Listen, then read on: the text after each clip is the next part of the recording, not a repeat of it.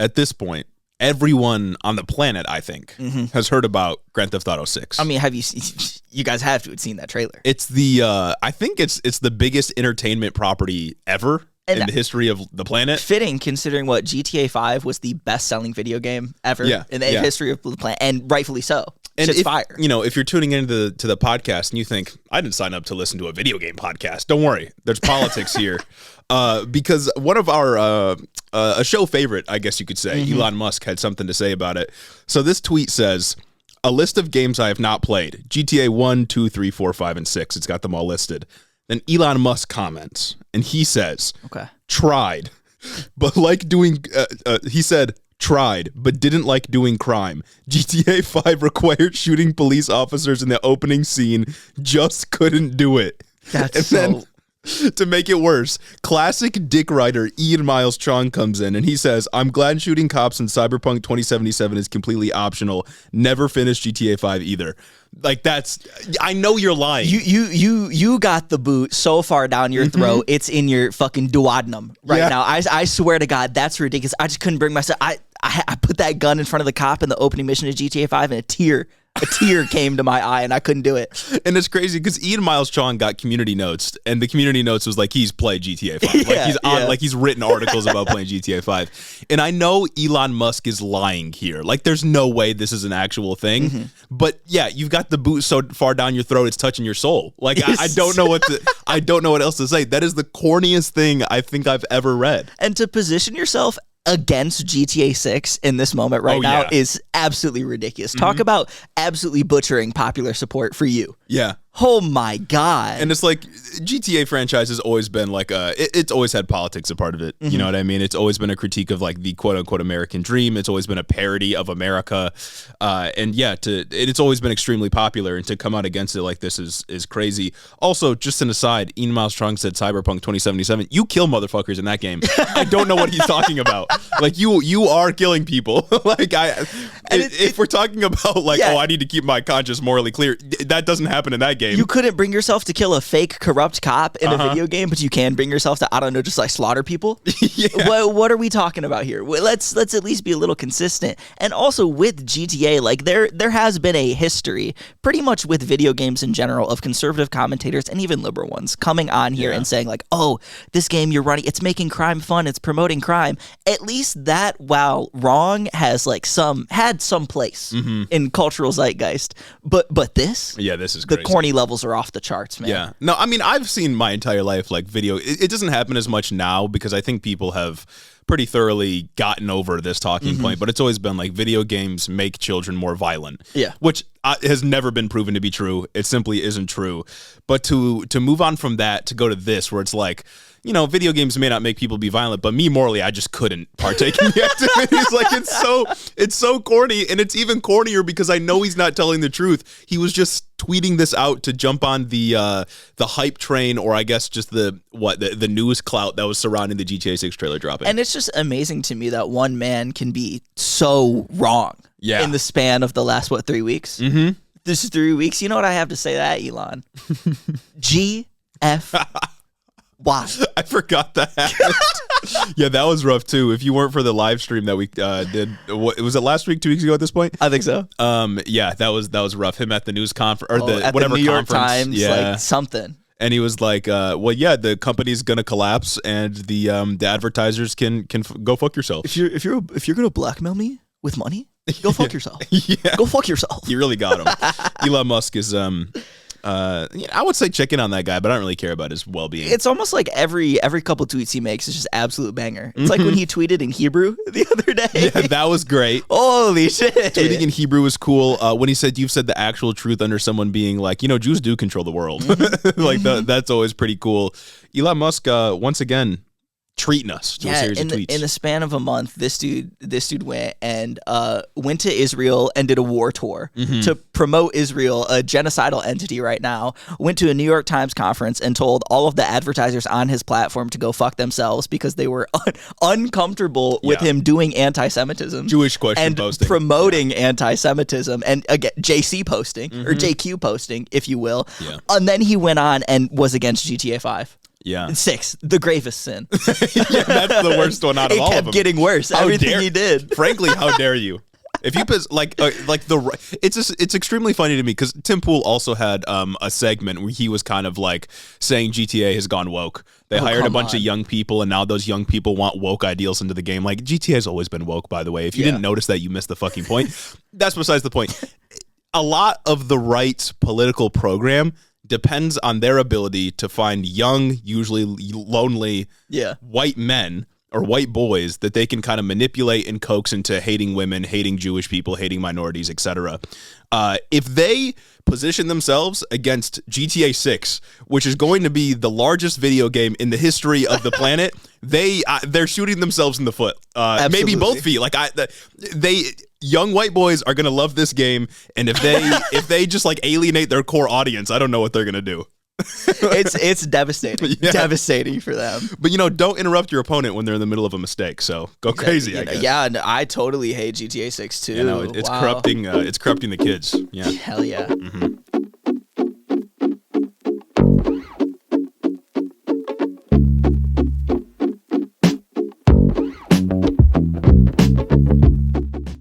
Speaking of corrupting the kids, welcome back to Head in the Office podcast. That's right, Hiddo, EP 127. That's right. That's absolutely ridiculous. We got a lot of stuff to talk about this week. We got a GOP 4th presidential primary debates, coverage of that since we didn't stream it because let's be real here. It was the 4th one. We already hit the gruesome Gavin Newsom versus Ron DeSantis debate. The 4th is a little bit excessive. 4th is excessive. And, after watching it off of live stream, I think I've come to the conclusion that we didn't need to watch it live. And they were also not only you could say, oh, we fell off, our coverage fell off, it fell apart. They were also falling apart. Crowd was rowdy as hell. Everyone there was so angsty. It was ridiculous. But if you are listening to this episode, maybe you're listening on Wednesday. By the time you're listening to this, we have posted our second Q&A bonus episode to the Patreon. It'll be live in probably a couple of weeks for everybody else. But if you want to listen to the Q&A episode, maybe you asked a question that we answered, go and check it out. It's on our Patreon, patreon.com/headintheofficepod. And of course, you could also get early access to all of our other content while you're there. And you know what? Become our real life intimate friend. Exactly. Incredibly intimate friends. We all share moments together. Come on. And it is the holiday season. So while you have the opportunity before it's too late, maybe you want to get your father, your uncle, your sister, your friend a Hiddo t-shirt, a Hiddo hat, a sticker sheet, something for the upcoming holidays. Come on. Yeah. Sticker sheet, economical. You could stamp it anywhere. Yeah. Free advertisement for us. And if you want to give something to us completely for free, you can give us a 5-star review on Apple. It's the holiday season. We celebrate around here. And you know what? I'm not... Screw all that happy holiday stuff. How about happy Hiddo days? Leave us a review. Oh my God. First one here is No War Criminals. Again, 5 stars on Apple. Go and leave it. We'll read it on the show. First one here is No War Criminals here from Smiley with a capital S.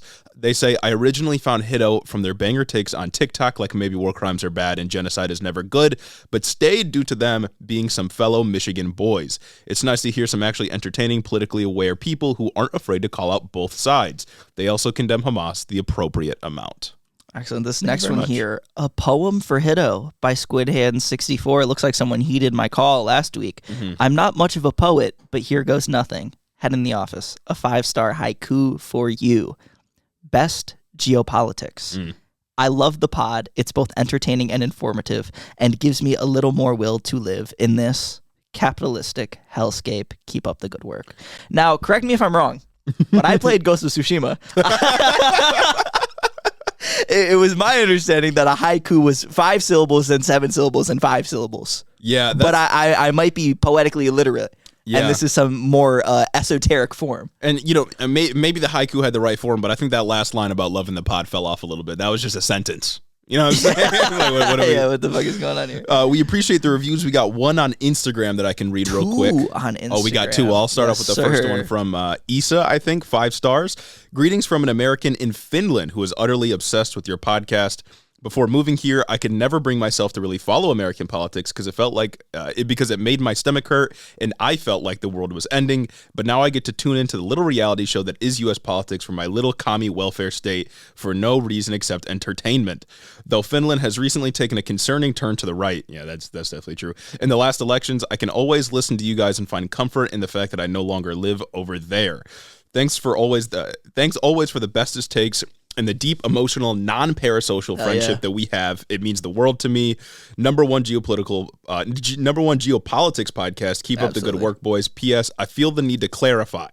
I condemn Hamas to the fullest extent possible. Any assumptions otherwise are insulting to the highest degree. I'm not sure if Issa condemns Hamas. Thank God. I was getting a little worried. Yeah. But, I'm not convinced. I'm not sure it went all the way. Yeah. No, being a PS, in my opinion, I would lead with that. But I guess we can let it slide just this once because of the 5-star support. Yeah. You could have condemned Hamas harder, but stay tuned for later in the episode when we actually had the meme comes to life. That's all I'll say. The meme comes to life. Exactly. Was Finland the place that just elected the guy that made that video saying Turkey will never be allowed in the European Union? I don't know, but that's awesome. there was someone that just got elected somewhere over there. Okay. I don't know. I'm an American. I'm an ignorant American exceptionalist, dare I say. Superior American. Superior American. And I know somebody just got elected over there in that union. What an awful word. Yeah. And they said, no, Turkey, you're not white. You will never be allowed in here. I wonder what the difference between a lot of European countries and Turkey is. I wonder if there's, I don't know, something might be going on there. I think he directly said it, too. He's like, nice. You are a Muslim guy. That's not okay. But anyway. You're a Muslim. That's crazy. Anyway, this next review from Instagram coming from Willow McElvore, and that's dangerously close to Macklemore. I think you should get that checked out. But anyway, here's my review. 5 stars. Thank you so much. We appreciate it. Oh, just simple, easy peasy? Simple, easy peasy right there. Well, you know that we always appreciated an easy peasy, quick, concise, brief, and a quick, concise, brief review that also condemns Hamas. We didn't get that, but you got most of what we were looking for. You know what I'm saying? I guess that means we can get into our debate coverage. Yes, we can. So now, folks, there were some moments that came out of this debate. There were some good moments. I hope I can remember. I wrote down a lot of the thoughts I had while watching. Okay. But there are some really good moments that I didn't explicitly write down that I hope we can recall together. There were some moments that I kind of skipped through because Chris Christie was talking. Yeah. And Chris Christie actually, I think, had his best performance. You think so? Yes. There are moments where they're asking about immigration, the bar's low. And I skipped like a lot of what Chris Christie was saying, and I skipped some stuff that Nikki Haley was saying just because I knew it was. I pretty much skipped the immigration section, and if you don't mind me skipping ahead right to DeSantis, except for the part where he was asked about a statement where he made that he said, no, we should send the military to the southern border and have like kill on site commands for all of these terrorist fentanyl trafficking organizations that come through. And the moderator said, yo, do you really mean shoot on sight for these people coming over? And he's like, well, kind of. Yeah, and I remember in a previous debate, he was asked a similar question, and I think that's when he first gave his response, like, yeah, we're going to kill anybody with a backpack, basically. Yeah. And they were like, well, how will you know if they are just like a regular migrant, if they intend to traffic drugs, or maybe they're just like a mother with a child strapped on the back. Right, exactly. And he said, like, well, the military has methods of identifying targets. He said, when I was in Iraq and we were looking at those people with man dresses on, you didn't know whether or not. That's what he said. That is I'm not doing that. That's what he said. He called them people with man dresses, and he said, you don't know if they have IEDs strapped underneath them, and you have to make that call. And we had ways of doing personnel identification that's what he called it. Personnel identification and situational awareness to understand whether they were a threat. And it's like, I don't know. I don't know if those are the examples we want to use for us putting our best foot forward in not killing civilians. But pop off. When it comes to the immigration stuff, DeSantis does just kind of hand wave it away. Yeah. You know what I mean? Like when they're like, well, how will you know if that's a legitimate target? He's like, yeah, we'll figure it out. I would not take that as an answer if we're talking, another person on the end of a barrel of a gun. That is borderline unacceptable, dare I say. Yeah.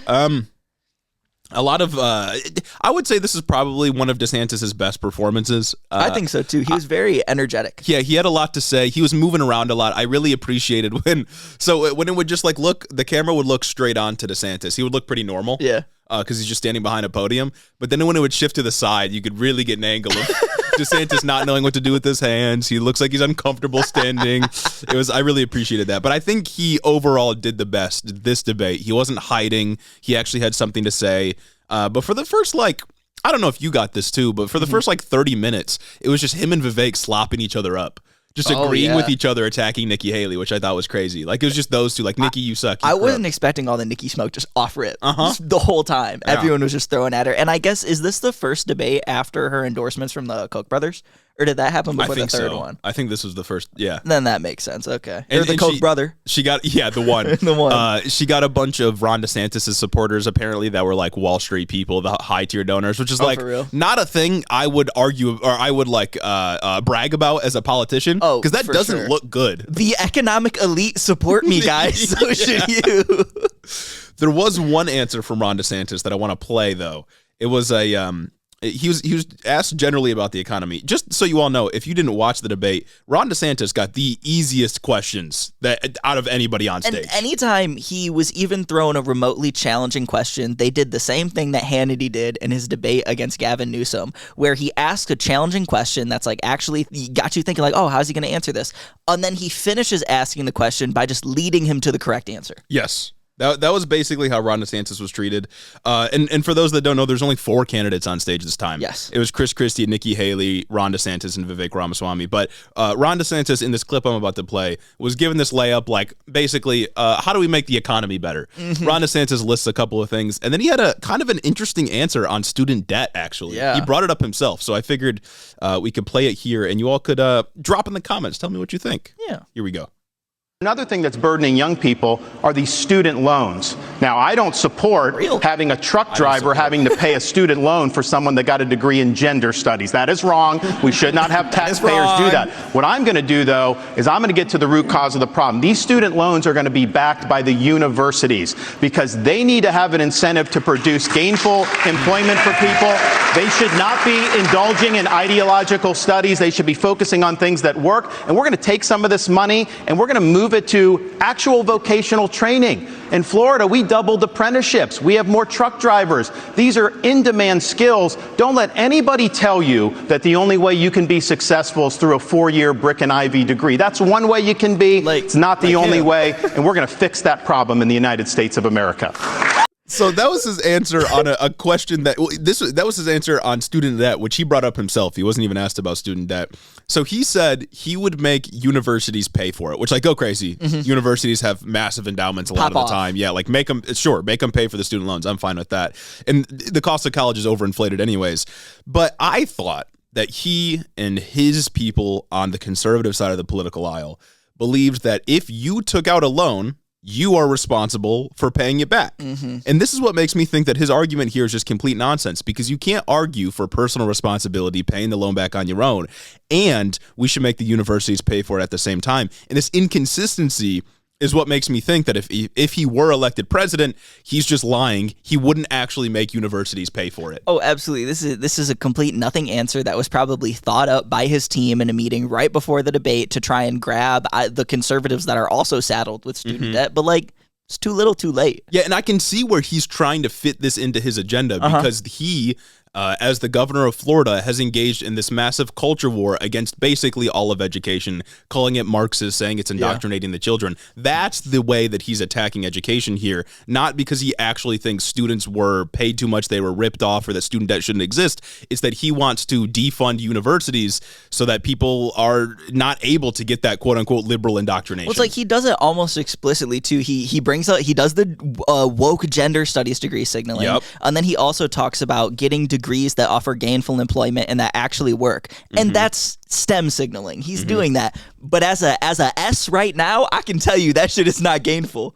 That shit is not gainful with the bachelor's. I'm still in the same position that these gender studies grads are. Also, he went to Harvard and Yale. Don't let him fool you don't let him make you think that going to college is somehow a bad idea. It's not for ivory tower elite. He is the ivory tower elite. And also at the same time, we've said this before. before, but a lot of conservatives like to dunk on gender studies as like a major in undergraduate education. There's a pretty obvious career path there. Yeah. You do HR. Like a lot of gender studies people end up doing HR. You should do what you want to do in college. You should, if you want a specific career, then obviously you should go for the degree that will get you to that career path. But if you don't know exactly what you want to do, find something you're interested in and you'll figure it out eventually. Yeah, they don't understand that so many degrees end up just funneling into one broader degree. Like gender studies, I think like sometimes sociology and psychology also funnel into just HR. Yeah. But psychology doesn't have great prospects on its own because like psychology, the S part isn't doing that well right now. But it just funnels into HR. It's a ridiculous argument. Most people are finding employment. The issue is the employment that they can find isn't gainful in any field. Exactly. And you can't pay back your student loans with it, at least under plans previous to the SAVE plan that Joe Biden implemented earlier on this year. And that's not even to mention the fact that, of course, gender studies is what? Less than 1% of all degrees earned in the United States. There's like 4 people that get it. And STEM is still a plurality. Anyone that I knew that did anything with women and gender studies, it was like a minor that they tacked onto their main degree. That was more, focused towards a career path. Yeah, it's like we have to re-explain Enlightenment ideals again. Like, yeah, it's good to learn about society and history and how things work and different cultural and economic and political pressures and how they meld together to form how society operates. Like, those things are important. The humanities are important. Studying the basis of society and kind of core founding principles, especially around like how we view concepts such as gender, all of that, very important. And you shouldn't just like mock it away or hand wave it away because you want to, appeal to some base that's angry that like, an 18-year-old wouldn't have to pay $40,000 in loans back. Like as a good citizen, you ought to understand the context behind the current society that you live in and why things are the way they are and how they function the way they are outside of what a couple white guys that conservatives love to talk about thought 300 years ago. Yeah. So if you watch the debate at all, if you put yourself through it the way that we did, you might have gotten caught off guard by that student loan answer, which I certainly was, because I was like, why would he bring this up? Like, Republicans are awful on this issue. But then after thinking about it, it just fits into his culture war campaign against any and all things education, especially if he perceives them and the right perceives them as indoctrinating people into being trans or being gay or something like that. It's all the same thing. It's just an extension of I hate trans people. And also, that's besides the point that Republicans regularly position themselves against any government regulation or intervention in the economy that would help workers, right? Student loan forgiveness is one example. Social Security, Medicare, Medicaid, they regularly want to defund those programs. The child tax credit is a form of government intervention that they voted down. Why would they switch up now to help students? Like, they don't care about students. They view students as a base that they will never be able to appeal to because they're all Marxists or whatever. If only we could live in that world, right? Anyways, more with DeSantis. I noticed that we kind of already talked about his immigration take, but when they brought up Trump's ideological screenings, they asked everybody about those. DeSantis kind of just went full Nazi. Yeah. He was saying that we should not allow people that don't, quote unquote, fit our culture to flood into our country. And he also claimed that Europe is more anti-Semitic, is the most anti-Semitic that it's been since Hitler because it allows, quote, illegals to flood in. As if Nazis were like this pro-immigration organization, as if Nazis were advocating for open borders. That's one hell of a line. I think Haley also tried to kind of maneuver her way rhetorically around just saying she wants ideological screenings, and she's like, no, we need to look at where the terrorists come from and just ban that. It's like, all right, so everywhere? Yeah, no one from Iran gets in. Okay, so you just want a Muslim ban? Yeah. Like, come on. Yeah. She tried to not say Muslim ban, but that's exactly what she was advocating for. DeSantis' only real hit on Trump was that he's too old, and he didn't even really say that he's too old. No, he wouldn't say that he was too old. Yeah, well, he said, like, Trump's going to be, like, what, 78, 79, or 80, something like that. He was like, at that age, you shouldn't be president. You should let somebody else do it. But that was the extent of his attacks on Trump. He also, he tried to go into, like, this, he didn't finish the wall, he didn't do this and that he promised to do, but he couldn't even really fully finish that thought.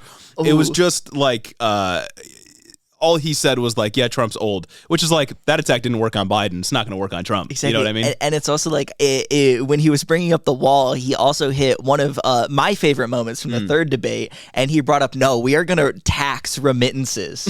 Yes. We are going to tax Perfect. remittances from foreign workers that come here that are sending money back to their struggling families back home. And that's how we're going to build that wall. We are going to tax the money from people that are here legally. Yes. To build a wall. Come on. Here man. legally, probably working for far less than the money that they're producing. We are going to tax the money of the most exploited workers in the country to build a wall so that we can further this rhetoric. Man, I'm not sure the tax base is that large they're on. I don't think so. I don't think you're going to I get don't very think much you're going to out come of up with the billions of dollars you need to build a wall all the way across the Mexico border with that. It's a long border. It's a lot of land.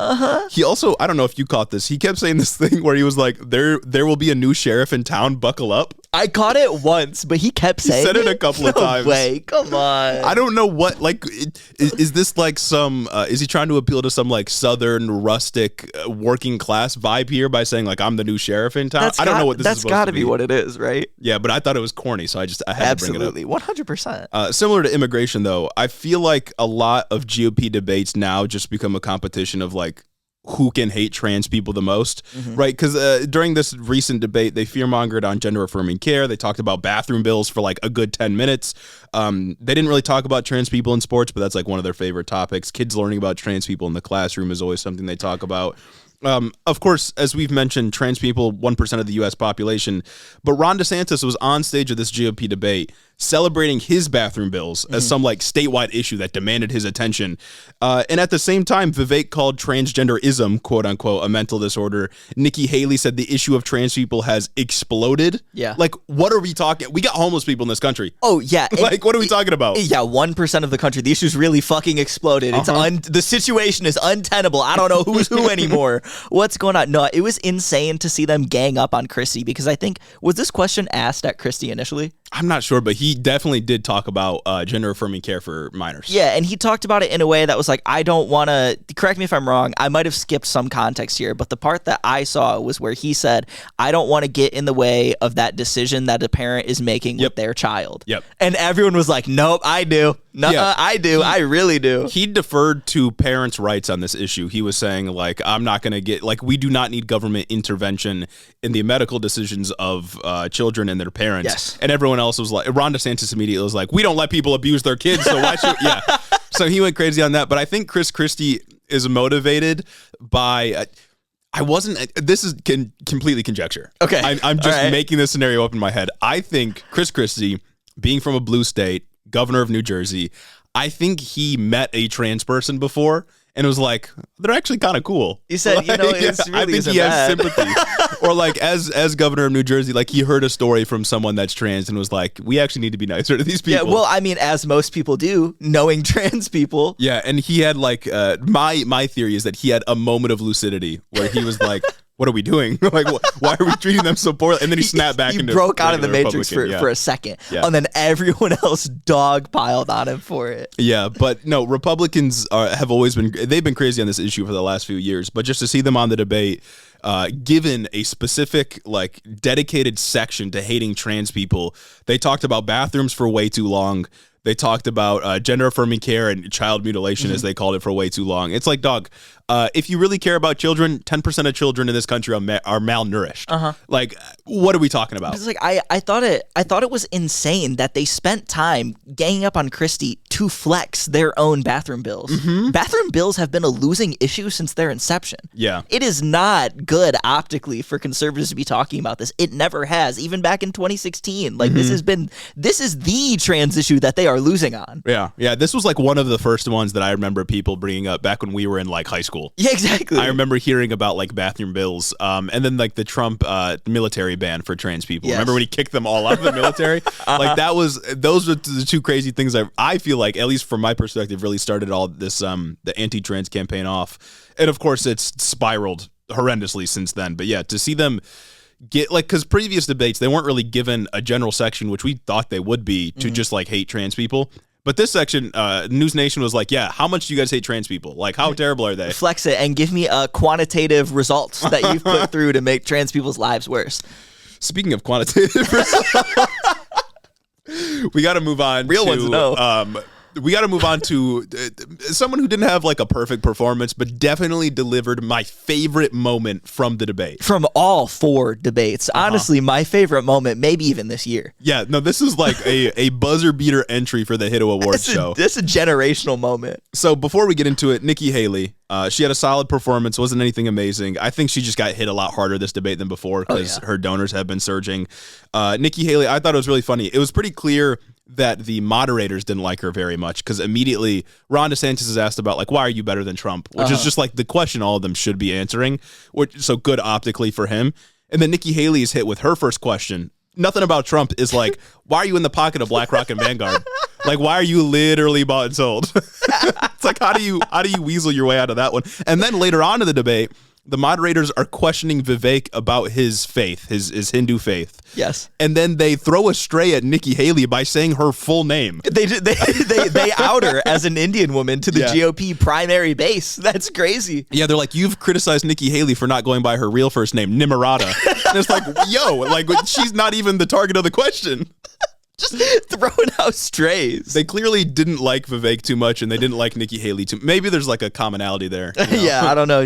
Maybe I could put my finger on it with recent information that they just made privy to the audience. But my favorite moment from this debate, and contender for favorite moment from all of the debates, was this clip from Nikki Haley where she's responding to a question specifically about anti-Semitism in the U.S., and she has a couple of plans for getting rid of anti-Semitism or managing anti-Semitism in the U.S., and this is just one of the things that she brought up as an important step. Before we roll this clip, I want you all to pull up your screen time report on your phone. It's very important.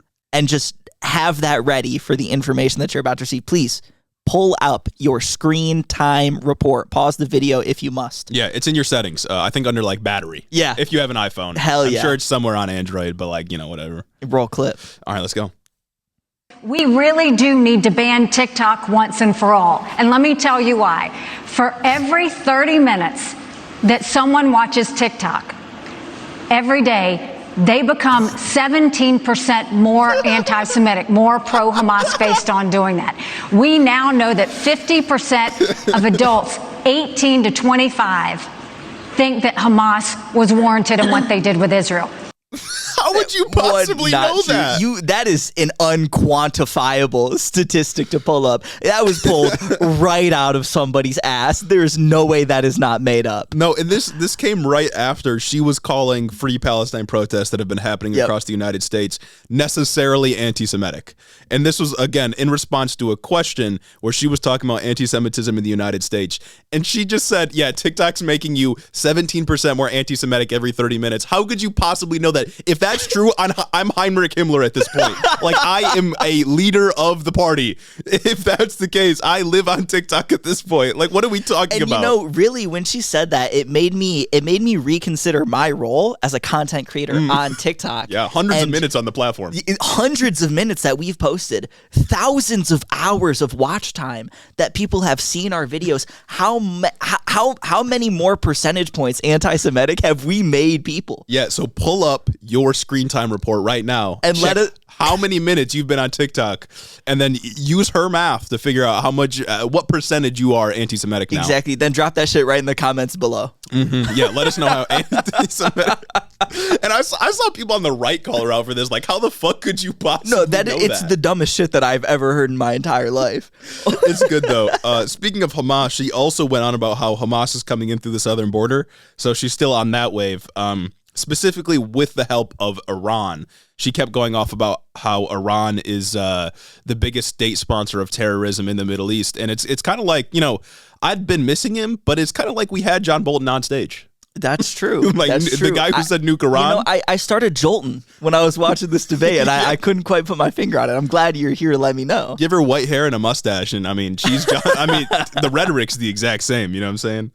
Moving on to Vivek, though, I don't think he did very well this debate. No, honestly, he annoyed me. And I feel like I have a pretty high tolerance for these things, you know, talking about this stuff for over 2 years at this point. Yeah. And, you know, basically breaking the story on this guy, I'd say I'm an early adopter. Yeah, definitely. But even I'm starting to get sick of him. Yeah. The whole time I was sitting there thinking someone needs to tell this dude to just stop fucking yapping. Because he would not shut his mouth. Fucking Vivek Geography Bowl Ramaswamy. Yeah. Oh my God, dude. When he got out there and he's trying to press Nikki Haley on Ukraine. And he's like, you can't even name 3 provinces that we would send American troops to defend. Bro, an average American couldn't even point out Syria on a map. Like, you're owning all of America right now. It's also like he also was talking about Israel, and he's like, Nikki Haley, I bet you couldn't point where Israel is on a map. My 3-year-old could do that. 1, no, the fuck he couldn't. And 2, this is not the gotcha that you think it is. And 3, even if he could, I'm giving him a wedgie for being a fucking nerd. Exactly. Go play outside. I'm giving him 3 swirlies. Go outside and drink hose water. Go watch something. a breakdown on YouTube of the GTA 6 trailer. Like, you should not be concerned with where Israel is on a map or with the provinces of Ukraine. Nobody cares. And it's like, honestly, I'm #1 geopolitics podcast host right now. I probably couldn't even fucking point to where Israel is on a map. But that does not have anything to do with the quality of my takes on the matter. Geography completely separate from the sociology of the issue. It's also like, do you think presidents, they get into the Oval Office like once a month, they're taking a pop quiz on where things are on a map? Like, of course not. Or do you think they're sitting in front of a fucking map when they make decisions? Yeah. It doesn't fucking matter. A labeled map. Exactly. Precisely. Yeah, I knew when he hit her with that question, it was already off the rails, because that's like the most annoying thing. That only exists for the technically motherfuckers that live out there. And you know, I guess saying it out loud now, when I think of the GOP primary voter audience that stuck around for 4 fucking debates, maybe he's playing to the crowd. Yeah. Of just the most annoying, insufferable people on the planet. Yeah, that was one of the worst moments of the debate, but he also had a really good line where he said, Nikki Haley would send your son to die to get a bigger house. That was good, yeah. And that's he. And Didn't the crowd boo him for that, though? Yeah, he caught flack for it at the debate. Liberals and conservatives, I think even Fox News lit him up for saying something like that.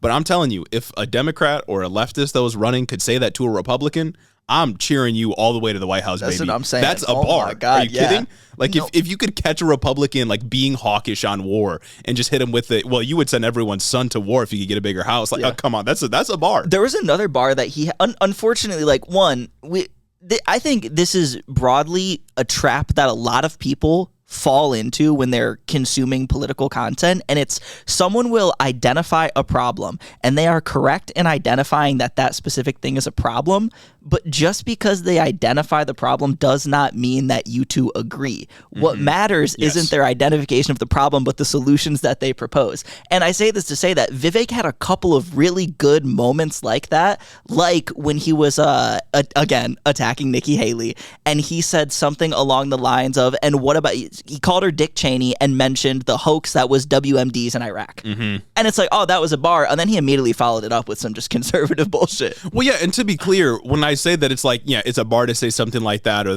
she'd send your kids to war to get a bigger house, he would do the same thing. Oh, yeah, he does not mean that shit at all, but it is good rhetorically. Like, he is being entirely hawkish on Israel right now. I'm sure, I know Chris Christie said this, but I'm sure he would do it as well. Chris Christie was just like, yeah, we should send U.S. troops into Israel.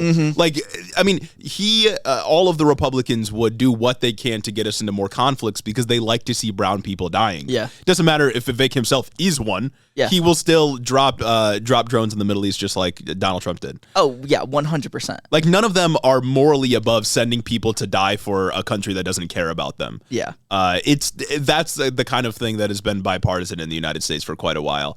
But Republicans are significantly worse on the issue. But that's like the lane that he occupies as being like genuinely the America First candidate. America First as in like the bad people, the bad section of the Republican Party. I mean, isn't he one that was like, we should invade Mexico? Yes. Like, what are we talking about? Like, you're saying, oh, you're being very anti-war just because it's there's like a cultural appeal attached to it when it comes to Ukraine, because he's in favor of Russia because they're an authoritarian state. Oh yeah, his opposition to these issues is 100% optical. It's because he's trying to stay in this lane. He runs as being America First 2.0. Yeah. Like, he has to do this to fill that role.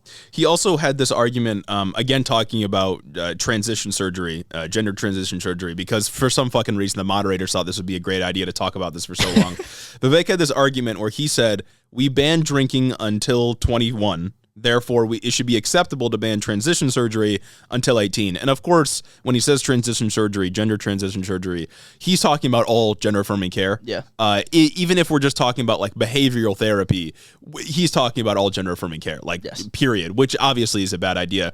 But does he not realize that the 21 threshold is arbitrary for drinking? I was just about to say, and does he also not realize that minors drink? Yes. Well, I mean, like, if we defer to science, it would be like 25 or higher. Yeah. Right? Because frontal lobe development, shit like that.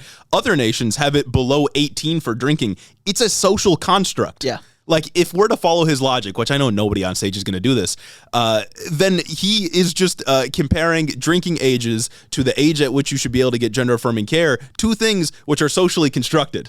Like, it's entirely up to us to decide these things. And that's besides the point, of course, that child mutilation, quote-unquote, as he calls it, of course, isn't happening. And they just use it to fearmonger about gender-affirming care because, you know, behavioral therapy and help with social cues isn't scary at all. And it's also, like, in keeping with the thing you bring up about drinking, so many people rightfully bring up the fact that you can go sign up to die in the military before you can legally drink in this country. And he wants to make it so that you can sign up and sell your body to the United States of America to go die in a war for people that do not give a shit about you before you can, I don't know, control what happens to your own body and make decisions for your own body. Yeah. And of course, that's besides the point that, like, kids undergo all kinds of medical operations. Like, are we going to stop doing surgeries for all children? Like, for everything? Obviously not. And again, as we talk about gender-affirming care, the vast, vast, vast majority of the very small portion of the country that actually does gender-affirming care under 18, they're just doing therapy and stuff like that. Like hormone treatment, that kind of thing. Like, none of it is actual surgery. And we know this. We've been saying this. He knows this. He just likes to fearmonger because he hates trans people. Exactly. And that's the current cultural thing that sells in the Republican Party. The last one I have here is Chris Christie. We kind of already talked about his performance, but I think the best thing that I think he did what he should have been doing from the very beginning, which is hammering Donald Trump and making the case that nobody on stage has a chance of winning because Donald Trump isn't even there. Like, the first thing that he says is these guys, like he said, like, we're 15 minutes into the debate, which is crazy. Like, you didn't talk for 15 minutes. But he said, like, we're 15 minutes into the debate, and these guys are acting like it's a race between us four, and it's clearly not. He should have been saying this since the very first debate. Like, that's gas. Yes. That's gas right there. I don't know why he hadn't been doing this the whole time. Like, it's too little too late at this point if you're trying to convince anybody. Felt way more combative in, like, the right ways this time. One, I think everybody was kind of sick of Vivek's shit. Like, Vivek and Ron DeSantis were going at it like crazy. I think there was one moment where they are just talking over each other and the moderator's yelling at them. That was really funny. Yes. But either way, like, everyone was feisty as hell this time, but Christie was actually delivering the pointed attacks he could. I do think one moment that stands out for his performance is when he just decided to be a white knight for Nikki Haley. It was so awesome. Just completely patronizing her. Like, don't talk bad about Nikki Haley. She is an experienced diplomat and ambassador. She has dedicated her life to public service. How dare you talk about her this way? Me and her, we may have our disagreements. She may be polling way higher than me right now. Her polling has only gone up, and her donors have only gone up, and mine have only gone down or stayed the same. Yeah. But you can't talk to her this way. That was sick. It's optically bad for Nikki Haley. Like, she's like, whoa, buddy, please do not associate yourself with me right now. Yeah, no, Chris Christie had some good moments. He had one moment where he was like, Ron didn't answer the question. The question was like, is Trump unfit to serve? Yeah. And Ron, of course, didn't answer the question after that. But yeah, I think that that summarizes each person's performance on the debate stage. Overall, pretty mid. And again, inconsequential. We're just like, what, a month out from the election starting? Yeah. Or just maybe over a month out. I think it's like a month and a half. Yeah, something like that. That's when the Iowa caucuses will start. And before you guys know it, we'll be through Iowa, South Carolina, New Hampshire, and so on. And then we'll probably have a nominee. Well, we're likely going to know who it's going to be based off the performance, like first two states and Super Tuesday. I think we already know who it's going to be, but I'll bite my tongue. Yeah. I could be wrong. Yeah, it'll be fun to like watch the data come in, you know what I mean? See who got what. It'll be fun to watch people cope and seethe about the results of the data that comes in. Yeah. It'll be fun to be, oh my God, I totally thought Ron DeSantis had like a real chance. I mean, it's really fun to act like, Ron DeSantis or Nikki Haley can win, but like, let's be real, it's not going to happen. Yeah, it's fun to pretend that these people who have had millions of dollars thrown at them are serious candidates. Yeah, it's like, oh, well, if Nikki Haley does well in New Hampshire and then maybe she does well in South Carolina because that's where she was governor, she could actually have a chance to maybe beat Trump and Super Duke. Like, it's not going to happen. No, I had seen like a CNN or CNBC analyst get on and they're like, well, Nikki Haley could prove to have popular swing with the governor of New Hampshire, who is more popular than Trump right now, and that could be the momentum she needs. Bernie won Iowa. Yeah. No, this is just fanfic. You know what I mean? Like, polling can be serious sometimes, but when you're just abstracting it so far, like the governor of New Jersey is more popular than Trump, and the governor, like you're talking fanfic. It's like, not real. Come on now, you're just trying to defend your fake job. Mm-hmm.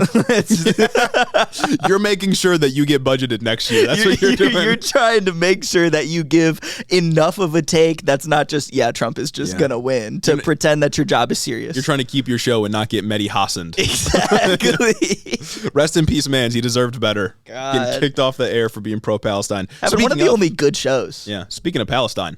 Oh. It's time to get into our Israel-Palestine update, which has just become a staple on the show at this point. And I think for good reason. So we are now more than 2 months into the latest conflict between Gaza and Israel, which that's crazy. 2 months? October 7th. It's December 10th at the time of recording this, so more than 2 months. Really no good news to write home about today. Sometimes, honestly, the opposite. Yeah, sometimes we'll have some good news, like a Beyond Parody section, at the very least, something funny. But this week, all bad. Yeah, sometimes Joe Biden and the Democrats and the people at the State Department kind of signal that they maybe don't like something that's going on. Not this week. Yeah. Let me tell you, not this week. Sometimes we get a series of tweets. Sometimes Israel itself posts a picture of Mein Kampf and says, a kid read this. that was a classic. That was pretty sick. Oh my God. Another thing, we didn't even talk about the Israel-Palestine part of the GOP debate. Oh, so true. Every single candidate on that stage said that Joe Biden is not doing enough to support Israel right now. Ron DeSantis or Vivek said something along the lines of, Joe Biden is not reaffirming Israel's right to defend itself in this conflict. Yeah. And I'm just going to let that be. I'm just going to let that simmer and let you guys think about that one. I wonder if a smarter political scientist than I has come up with a term for this, but I feel like there's got to be some kind of academic term to describe how like people will act differently based on who's in power, right? Like if Trump was in power right now doing all the same things as Joe Biden, liberals would be going crazy. Like, look, he supports genocide. Oh my God. Liberals would be calling for him to be hung at The Hague. And Republicans would be saying he's doing everything perfectly. And now it's just switched. Maybe it's just hypocrisy. I don't know. But now it's just flipped. Liberals are in support of what Biden is doing, even if it's the same thing Trump would do. And Republicans are like, no, he needs to go further. Like, I feel like there's an interesting social phenomenon here that needs to be investigated. But back to the news. Just over the weekend, the AP reported that, quote, Israeli warplanes on Saturday struck parts of southern Gaza it had described as safe zones when telling Palestinians to evacuate, while displaced residents said the constant bombardment left many families without food and sleeping outside in the cold. Well, that's the latest. Maybe those safe zones were on the list. Maybe Israel got mixed up with their list of Hamas targets, the Gaza Strip, and their list of safe zones. I also know that the IDF had created this like grid of Gaza, like a map. Okay. And they were like, these squares are where you'd be safe. Like, this is the safe zone. This is where we won't bomb. Apparently, they just disregarded that. But they also sent it out like over the internet, which they don't have, which Gazans can't readily access at this point. Which is completely like cut off. Yeah. So nice. Really, just no effort to keep civilians alive, which is a war crime. Yes, but like you cannot designate a safe zone and say civilians go there and say, "Well, guys, what if Hamas went there too?" Yeah, well, there was a Hamas fighter is in the there. safe zone. They're actually under the safe zone. Actually, Hamas is under whoever holds all my student debt right now. Exactly. Israel, I know where they are. At this point, kind of switching tone very quickly. At this point, the civilian death toll in Gaza has reached around 18,000 people. Wow. Conservative estimate here, that's almost 300 civilian deaths per day since the conflict began. I had also seen that about 70% of those deaths are, I think, women and children. Yes. So what's 70% of about 18,000? Say, 70% of 20,000 would be like, I don't know, 14,000. Quick math. Yeah. So this has got to be like 12, 13,000 people that are not Hamas fighters. I don't think the ratios here are really adding up. And that's beyond the fact. I think we got a question like this in the Q&A that we'll be recording very soon. Exactly. That's beyond the fact that, like, you can't assume that all men are Hamas fighters. Oh, my God. You know what I mean? Like, it's going to be a very small percentage of them. So there's already sort of bias when you say, like, this is, like, the percent of women, the percent of the total have been women and children. But it's like, yeah, a vast majority of just this number, raw number, 18,000, has been innocent people. Still, it's like, even if all 30% of the men that they've slaughtered in Gaza right now were Hamas fighters and were bad guys, 3 out of 10, that's not very good. I don't think that's really a justifiable ratio. Yeah, 3 out of 10 is crazy. If you kill 10 people and only 3 of them were the guys that you wanted to kill, I think that's a bit unacceptable. Hot take.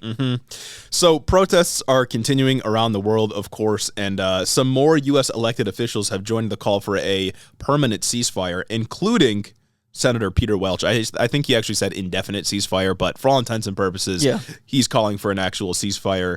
And it's sad to see that a Vermont senator that isn't Bernie Sanders has called for a ceasefire. So disappointing. Because Peter Welch, Democrat, called for a ceasefire, but not Bernie.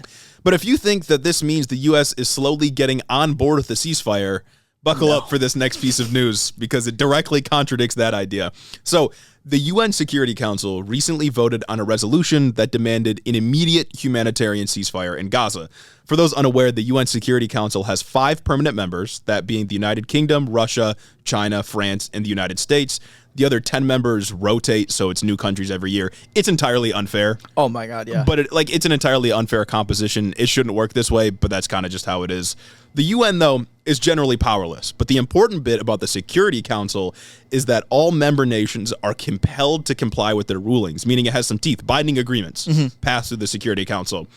Of the 15 nations on the council, 13 voted in favor of this resolution for the ceasefire in Gaza. Yeah. The United Kingdom abstained, and the U.S. voted no.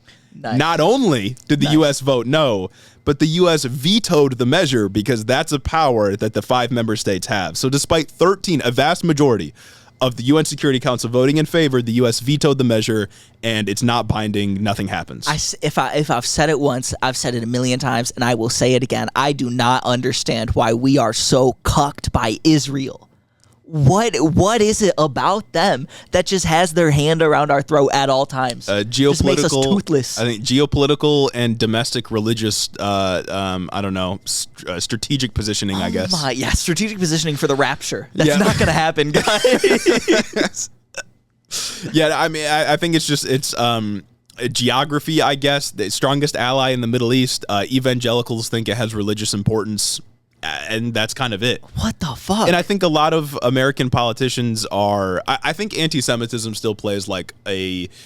Nobody wants to be labeled as anti-Semitic in the United States, right? Like, you can label somebody as racist and they'll say, you're just trying to cancel me. Exactly. But if you get labeled as anti-Semitic and people start believing it, it's like anti-Semitism still has a strong cultural hold because our boys fought the Nazis in World War II. Yeah. You know what I mean? I think people are legitimately afraid of being labeled an anti-Semite, but of course you're not anti-Semitic if you oppose Israel as an ethno-state. But I think that people can't really parse out the two, so they just kind of go along with it because that's what we're expected to do. So fucking insane. But I did allude earlier that the "Do You Condemn Hamas" meme was making a vicious return, and it did right here. You may be asking, what do the United States have to say for themselves? I'm quoting from the Associated Press here, quote, U.S. Deputy Ambassador Robert Wood called the resolution imbalanced and criticized the council after the vote for its failure to condemn Hamas's October 7th attack on Israel. God. Same guy said, quote, Hamas has no desire to see a durable peace, to see a two-state solution. For that reason, while the United States strongly supports a durable peace in which Israelis and Palestinians can live in peace and security, we do not support calls for an immediate ceasefire. To summarize, we support peace, but we don't support peace. Yeah, we support peace, but only in the situations where we don't also have to support the deliberate attempts to make peace. Only in situations where we don't have to quell violence to allow for the necessary diplomacy to happen that peace comes from. Yeah. So if you thought, maybe the United States is trending in the positive here, at least at the UN, we just vetoed a measure that really would have saved a lot of people. And it's also insane because are we the head of the Security Council? that's why we can just veto anything we want to. I don't know if we're the head, but the 5 I would assume, because like every international organization skews towards the U.S. in our interests. Yeah. But the Security Council, the 5 permanent members that never change, have veto power. Okay. So that's us, China, Russia, the United Kingdom, and France. Why couldn't they just like veto a veto? I don't know. Well, and it's crazy. Like, okay, Russia, evil. You know what I'm saying? Yeah. Like, what they're doing is evil. But even they are like, yeah, this shit's gotta stop. You know what I mean? They said that's a bit too much, even for me. Yeah, even for me. Like Russia's been slowly becoming more buddy with Israel over time, because they're both far right at this point, at least in their leadership. And for them to be like, hey, yo, this is a bit much. Like those guys? Like, are we serious? Come on, man. But yeah, that's bad news. Really fucking cool, and I'm very proud to be an American. Making our lives harder. Yes. Way harder. If you know, you know. But anyway, it's time to move on to some more bad news. Mm-hmm. This one's straight out of Texas. No surprise that bad news is coming out of here, but the Texas Supreme Court did a bad thing. And while stories about reproductive rights have become sort of a banal evil that we just have to accept here in the short term, one case out of Texas is so egregious that it's entered the national spotlight. This one was brought to our attention by Heath D65 in our Discord, so shouts out to you for being our friend. But our real friend. But before we get into it, I just want to run through some Texas abortion news that we missed back in late August, because in doing my research for this, this one is kind of nutty. Dang. So again, as we all know, Texas has one of the most restrictive abortion bans in the entire country, with no exceptions for rape or incest, and incredibly limited exemptions for health and life of the mother. So limited that they functionally do not exist for many women. It's really bad in Texas. Recently, additional exemptions were added back, say, the end of August, I think September 1st, to include the cases of ectopic pregnancy, something we've talked about so often, and preterm premature rupture of membranes, which is where your water breaks before the fetus is viable. Okay. By definition of both of these conditions, in both cases, there is zero chance that the fetus could develop into a fully fledged baby and be birthed and like be alive. Yeah. That's just the fact of what these conditions are, right? So if your argument is that abortions kill children, what could be a baby, already dead. Yeah. No contest. It is still like medically an abortion that's happening, but it's if your argument is that it's going to take a human life, the human life's not going to develop anyways. And again, also by definition of both of these conditions, each instance of them endangers the life and the health of the mother. So naturally, you'd think they should have been exceptions, but from the jump. But I digress. With all of that in mind, you and me both would be surprised to learn that if a doctor would perform an abortion to treat one of these two life-threatening cases that are explicitly carved out in Texas law to allow them to, they can still be arrested and taken to court as a result. What's even the point of the carve-out then? That's what I'm saying. And so you can do this, but I might still put you in jail. Yeah, you can. This is completely legal, but I'm gonna arrest you if you do this. And if you're taken to court, you have to prove that the abortion was only provided to treat one of those two conditions. What a horrible place to be. Absolutely insane. Fucking dystopian. These are conditions that are outlined to where it's not even a fucking pregnancy at that point. Like it's done. Fetal viability just does not exist. It can't possibly happen. And you can still arrest a doctor for making that decision. This is going to result in this. It's a situation that is going to lead doctors to just delay or flat out deny care in the same way that the abortion bans, the abortion bounty hunter bills that preceded the abortion bans made pharmacists stop dispensing methotrexate to women with arthritis because they couldn't prove that those women weren't using their methotrexate that they're prescribed for a chronic condition that they have to live with for the rest of their lives to do an abortion. Yeah, they couldn't prove it. It's a chilling effect, right? Like you don't know what's in bounds, so you just stop doing everything that would help people that otherwise would have been available had this law not been put into place. It's just to get doctors to stop treating people and to kill people. It's notably absolutely insane. Absolutely insane. And how they can just somehow go ahead and get points for like adding these carve-outs. Well, maybe they aren't getting points for these, but they can think they're getting points by adding these carve-outs for these exceptions.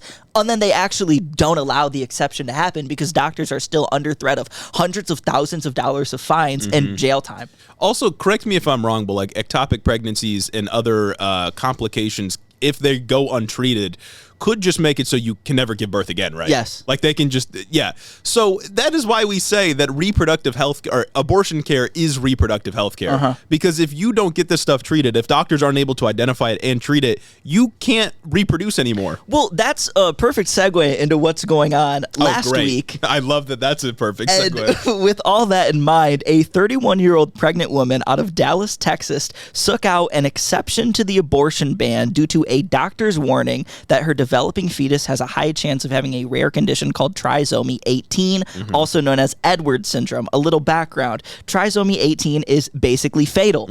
If a baby makes it to birth, only 50% of them are born alive. And of those that are born alive, the median survival age varies from 2.5 to 14.5 days, with 95% of babies with this condition not making it past 1 year. PBS reports that in this woman's case, if the baby's heartbeat were to stop, quote, inducing labor would carry a risk of a uterine rupture because of her two prior C-sections, and that another C-section at full term, which, you know, they would need to do, would endanger her ability to carry another child. I hate that I know exactly where this is going to go. Isn't that insane? This should already fit into the state's allowed exemptions, since the state claims that this is a pregnancy that if a pregnancy is to impair a major bodily function, it can be aborted. What is a major bodily function if not being able to give birth? Yeah. If not having a functioning reproductive system? And it just betrays the entire idea that Republicans are in favor of family building, in favor of women even being able to give birth in the first place. Like, you're saying you're pro-life, but if you can't treat these medical complications, if you're writing laws such that the consequence is that pregnant people are never going to be able to get pregnant again, how are you being pro-life at all? And it's also like, doesn't make sense. I'm not a lawyer. Correct me if I'm wrong, but again, being able to get pregnant, major bodily function that can be disrupted by this pregnancy. Maybe the main one, according to them. Yeah, facts. Does that not fit into the existing exceptions? Why this has to go to court is beyond me, but I feel speaks more to the absolute dystopian nature of reproductive rights and reproductive rights legislation in Texas than to, I don't know, what's been going on in general, than this case in specifically. Yeah. But despite that, because of these special circumstances, a Texas district judge did the right thing and issued her an exemption from Texas's ban. But like a day later, the Texas Supreme Court stepped in to block it. Oh my God. Insane. Don't y'all have better things to worry about? Texas is just evil, dog. Speaking of evil, Bet. Ken Paxton, Nice. Texas's resident demon, famous on this show for saying that he would enforce sodomy laws if they were on the book. If given the chance. He said, I would do it if given the chance. He had a personal hand in doing this by urging the court to act quickly. His office issued a statement saying, quote, future criminal and civil proceedings cannot restore the life that is lost if plaintiffs or their agents proceed to perform and procure an abortion in violation of Texas's law. Holy shit, dog.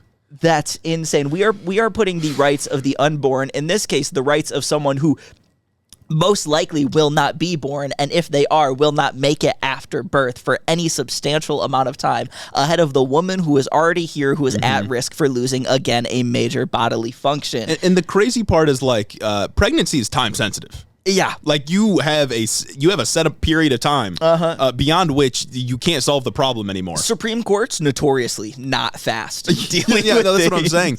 And it's like, this is why we always say that bodily autonomy has to be the main consideration, right? If we get into the weeds on personhood, and even worse, if it's written into the law, you get things like the state being able to tell you, well, hold on, we need to make sure legally that these medical procedures can take place, while you are, again, running out of time, because it's a time-sensitive thing. Yeah. It's got to be bodily autonomy always. The personhood is not a philosophical debate that we're ever going to have a conclusion to, that everyone agrees on. Yeah. It's simply not going to happen. We can't write laws around it. And it's like, what, are we going to hold up this case so long to where, I don't know, she has to give stillbirth and her uterus ruptures? No, yeah, exactly. Like, are we going to do that? Like, really? And then he also reached out to 3 Texas hospitals to tell them to their face that they would face legal consequences if they allowed this woman's doctor to perform an abortion at their facility. Absolutely, bro. And what blows my mind about this is that Ken Paxton is using the power of the state to beef with a pregnant woman.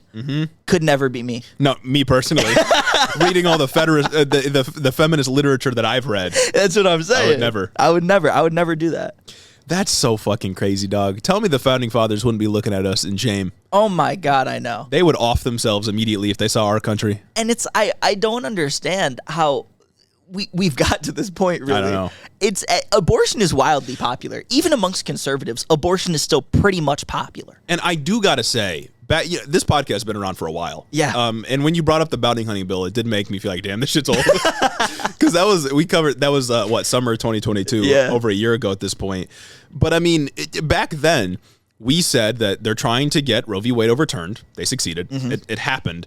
And this is basically where we predicted it was going to go. A lot of conservatives were like, oh, well, yeah, we're fine with exceptions. Some of them didn't say they were fine with exceptions. Clearly in Texas, they're not fine with that. But a lot of conservatives are like, oh, ectopic pregnancies, it's like 1% of all pregnancies. Like, it's so rare that we don't really need to worry about it. That's not like an actual abortion. Like, that's not what we're talking about. Yeah, and then we responded with, okay, but if you make the law so complicated that people get held up and then they just have to, they have to go through the stillbirth and they can never reproduce again, that's going to be really bad. And look, it's happening right here. Exactly. Like, I hate to be the I told you so guy, but come on. Like, this is the downstream effect we were talking about a year and a half ago, and it's manifesting in Texas, the state that started all of this. Yeah, one of you hiddo heads who recently listened to, like, I don't know, all 127 episodes that we had released up until this point, correct us if I'm wrong, but we said this was going to happen. We said that these bills are intentionally complicated in order to scare doctors. And then we've listed multiple instances where the intentional complications of these bills have scared doctors. Yes. I can't remember what state it was, but we talked about it maybe 2-3 months ago, where doctors are just leaving. There are no more, like, they can't practice. I don't want to say NICUs, but like OBGYNs are leaving hospital systems in certain states because they just can't do what they went to school and, I don't know, dedicated their lives to. Yeah. It's ridiculous out here. This is exactly what this was always going to be the consequence. And even if it is the case that ectopic pregnancies or people dealing with complications is like a small subset of the overall group of people that would get abortions, they're still clearly the people that are going to be getting hurt, or they're a portion of the people that are going to be getting hurt. And the state intervening in medical procedures like this, causing people to experience harm, is unacceptable to me as someone who doesn't want the state to be authoritarian. I thought they were all small government, but suddenly when it comes to abortion, it's like, no, hang on, we're going to force you to give a stillbirth. Well, that's crazy. You, a woman, and your doctor are making a decision. Didn't you forget about somebody? Ken Paxton in the corner. Senator Rafael Cruz. God, Texas sucks. Yeah, it's a really bad. It seems like a bad place to be. There was a while ago where we were looking at our demographics by state, and a plurality of you were in Texas, at least as of like 8 months ago. Rip to you guys. Yeah, get out. I don't know what to tell you. Hopefully that all of you are just like VPN or something like that. True. Yeah, you're VPNing to Texan to try and throw us off intentionally. Yeah, that's like the best case scenario for you all, because Texas is not great, not doing well. Anyway, some extra news to end off the episode. Oh yeah. First thing I have here: Kevin McCarthy announced that he is leaving Congress at the end of the year. Start calling him Kevin McCoward, Kevin McQuitter. Those are good. Those are good. He said that he's leaving. This shrinks the GOP lead even more than it did before. My George Santos got kicked out, and this guy is leaving. Kevin's leaving, and I don't know why he wouldn't just wait until the end. I don't know why he wouldn't just wait till January 25, where he would just naturally leave if he doesn't run again. He couldn't take the pressure. Cracked him. My guess, lobbying job. 100%. I think Kevin's probably getting a lobbying job somewhere. Who's he gonna lobby? Everybody hates him. But he's a guy that's got a lot of connections. He could get hired anyway. They could put him on the board of fucking Raytheon, and he can make however many hundreds of thousands or millions of dollars. Even if he's not successful, they got Kevin McCarthy, former House Speaker, right? That's true. So that's the thing that happened. I didn't expect it, because it's like, again, you're shrinking the congressional lead even more for the Republicans. They had a 5-person lead. Now they have a 3-person lead because they voted out George Santos. So why do this now? That's so cool. I'm guessing he's just fed up, and he's just like, fuck it, I'm leaving. I got a lobbying job. Like 4 more to leave. Well, you think since after December, McCarthy won't be a congressman anymore, you think we could get him on? I did tweet at George Santos. He didn't respond. I noticed a lot of you liked it and boosted it, which I appreciate. We tried to get we also looked into getting a cameo from him, like the platform where you can pay people to give you a personalized video, and he wanted $200. $200? That's not a working class hero. That is insane. Yeah, that's groceries, dog. Gas money. I'm ashamed for calling him Robin Hood, from stealing from the Republican rich to give to himself. Dog, he's probably made so much fucking money off of those cameos. He probably made more off those cameos than he did stealing from Republican donors. Yeah, no. He should have been making content since the beginning. He was just in the wrong field, born in the wrong decade. He's a poster. Yeah, He's a poster.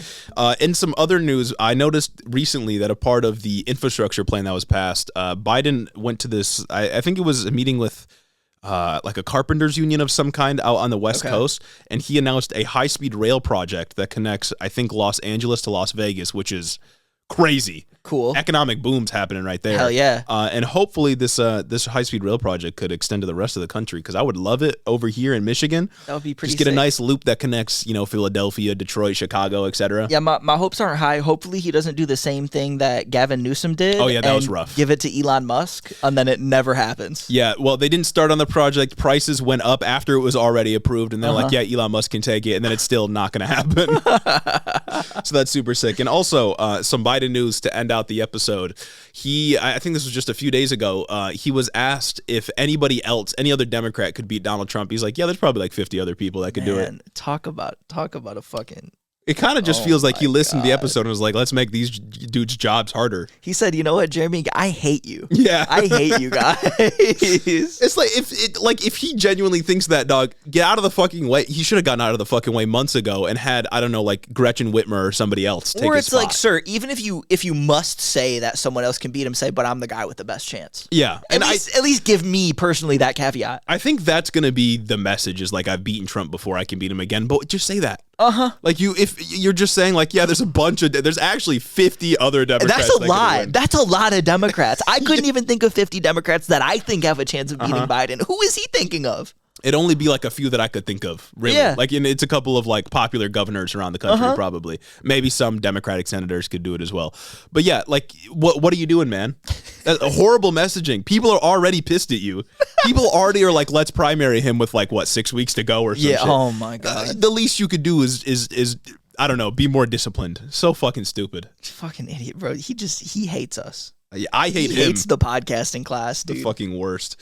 Anyways, I think that closes out this episode. And now we got to thank the beautiful people that I don't hate. The beautiful people that I don't hate and helped us get to our goal on Patreon thank you to so bring you much. all another Q&A episode. Oh my god. And Now with available on that- Patreon if you're listening on Wednesday, so get over there. And That's become a right. patron. And with that, we have a special thanks to Caden Kraut, Lord Tyler the Radiant, Chris the Postman, Christy Beck, 40% Spite, Dylan B, Andrew Harris, Mike Chaplinsky, Mattias T, Omar Zuno, Clayton LaFed, Mark Yeager, Kaz, Caleb Joy, Rich Toro, Tari, Gavin Mayer Maldonado, Hunter W, Fergalaki, Max Vesquez, Jacob Rogers, Colton Mooberry, Fixer Punk, Jim Egbers, Jeff Muzzy, Bagel Burrito, Cincy Alex, Joe Stenstrom, Adrian Sandoval, Chloe Sam 601, Colleen Cuts, Gregory Isn't My Name, Veryuk, Jennifer DeVoe, Big Bird Titty, Crawfish, and Bennett Bennington III, Alexia Benanti, Nietzsche, Big Booty B-Town, Sam Maloney, Two-Headed Boy, Ben Shapiro's Boyfriend, Jonathan Cassis, Luke O'Shea, Cucker Tarlson, Danielle Jackson, The Word of Microsoft, Jennifer Sines, Aaron and his Gundam Gundams, Darth Father, Aiden Taylor, Corey Chambers, Sewer Snack, Eliane, John Glover, Devin Hatchard, Retro Mondo, Meatball Minion, Emma the Dude Slayer, Breezy B, Veronica, aka V, Raxon, Ash Smith, The Grotler, Magic Ian 95, Flower Clown, Beetlebugs, Three Crows in a Trench Coat, Lonnie Rogers, Slavic and Sapphic, Casey Lynn Kelly, Snake Eyes, and Hope of Giants, AK Gone, Aquana Dawn, Zach Lantian, Info Russell, Austin Greif, Marcus Corbett, Caleb Roper, Taylor Rensock, Ishi Teddy, Cammy, Reagan Not Like the President, Pagan Jester, Tylen Freeman, Steak Daddy, Tay-Tay, Isaac Hodges, Madeline C, Pab the Pab 69, Kayla Lowe, Anna Volinick, Eduardo Diaz, KCC, Say Yes to West, Say Yes to West, sorry, no T. August, Natalie Valinsky, Particular Pikmin, Sir Capalot, Jeff Signs, Howard the Duck, Brennan is Egg, JR, Drew Batchilder, Froggy Gumdrop, Zen Doing Their Best, Jackie Boy, Shameless, Coherent Babbles, Nikki 9 Lives, Sasha, MJ is Sharp, Michaela Muncie, The Wallace 3000, Southwest Socialism, Jared Finch, Evil Vegan, Tactical Snowflake, and my mom. Thank you all so much for supporting us on Patreon and getting us to our goal. Yes. The Q&A episode for those patrons and all patrons should be out probably like tomorrow, Monday, if you're listening to this as soon as it comes out. Days. Give us some time. But it'll be out very soon. And for those that aren't patrons and you've listened all the way to the end, become a patron, listen to the Q&A, and show us some love. If you're so averse to that, I guess you'll get it in like 2 weeks, probably. Yeah. Something like that. Something like that. Whatever. We'll throw you some crumbs. You know what I'm saying? Podcasts are just so easy. That's what I'm saying. See you next week. Break it in. Have a great one. I love you.